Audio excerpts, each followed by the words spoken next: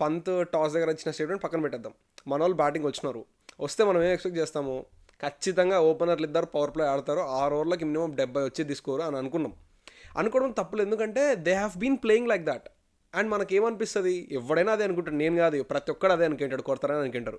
But the problem with that is, openers power play మొత్తం ఆడలేదనుకో, what Sunrisers plan B ఏముంది? Sunrisers template ఎట్లా అంటే, power play మొత్తం openers ఇద్దరు వికెట్ పడకుండా ఆడితే ఈజీగా 12, 13, 14 రన్స్ పర్ ఓవర్తో స్కోర్ చేస్తారు. అండ్ వీళ్ళు 10 ఓవర్స్ లోపల ఎవడో ఒకడు అవుట్ అవుతాడు, 10 ఓవర్స్కి స్కోర్ ఆటోమేటిక్గా నీకు 130కి వెళ్ళిపోయింటుంది ఎప్పుడో.